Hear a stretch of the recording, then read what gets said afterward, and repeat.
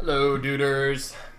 Since there was such a great response to the first FTL series, we're gonna do a second season, I guess? I don't know how this works, alright. I'm new to this. So yeah, let's say we're gonna do FTL Season 2. And a viewer had the idea to let people vote on the ship, which I think is a great idea. Unfortunately, I only have 3 ships unlocked. However, I have the original version of the game, which does not have the DLC. In this version, I've unlocked almost everything. So,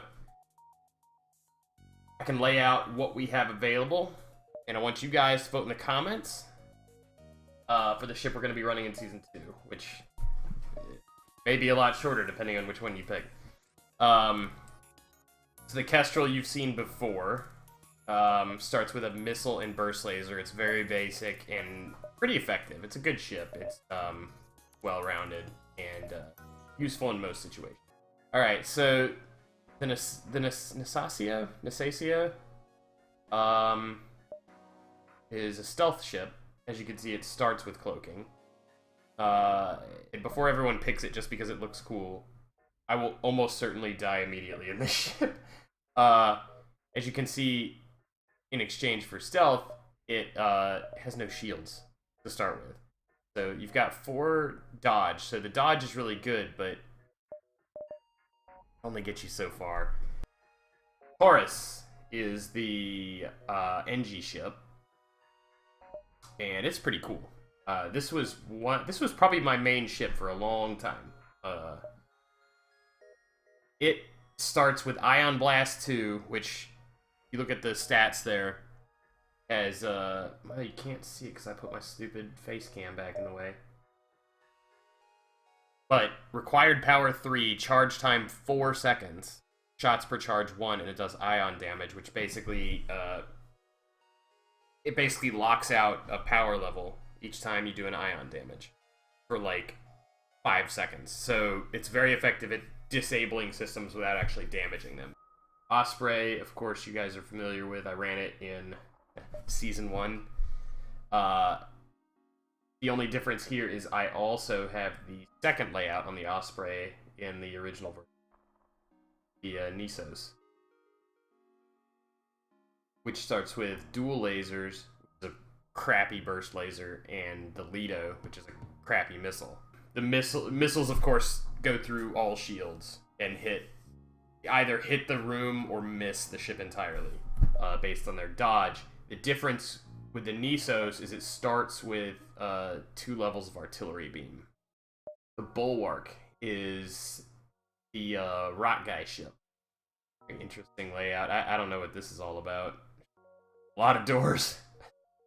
But it makes it really easy to put out fires. It's a very, like, defensively capable ship. It starts with a level of shields.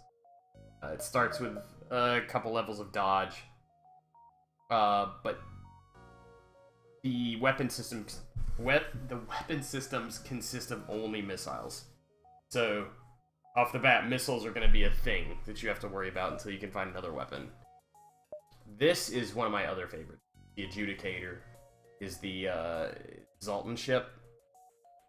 So it starts with this augmentation called the Zoltan Shield, which is basically like a green life bar that they have to get through before they can even hit your normal blue shields. So you just have that by default, and it takes a lot. Like, you have to hit it like 6 or 7 times before you can actually bust through to my main shields if I'm in the ship. Pretty basic well, it's a good starting set. The Lido is effective at disabling, like, shield systems and stuff by going through shields. The Halberd Beam, of course, is a beam weapon, so for every room it passes through, it does 2 damage. Which, depending on how a ship is laid out, you can generally get through about 4 rooms in a pass. So, potentially 8 damage a shot at a charge time of 17 seconds. Pretty long. I also have the alternate layout for this ship. The Nether also starts with the Zoltan Shield, but it has a crazy weapon loadout. So, 2 Ion Blasts, 8-second cooldown, doing that ion damage for disabling systems. And a Pike Beam, which is just a terrifying weapon. It's like the Halberd Beam, but you can draw a much longer line, which means you can potentially hit a ton more rooms. It doesn't do as much damage per room hit, but since you can hit like 12 rooms, it's whatever. So this is a pretty cool build. You'll notice it doesn't start with shield either. Have the Zoltan shield though, so that's at least offset a little bit. But this, you would need to take a level in shield. Brings us back to the Kestrel. So that's all the ships that are available to us right now. So let me know in the comments below which of these you would be interested in seeing a run. As always, the same rules will apply. Top commenters get characters. And I'm not going to be doing this tomorrow night, just to be clear. I have something different planned for Halloween. But, yeah. Cast your vote in the comment below. Let me know what you want to see. And as always, thanks for watching. Peace out.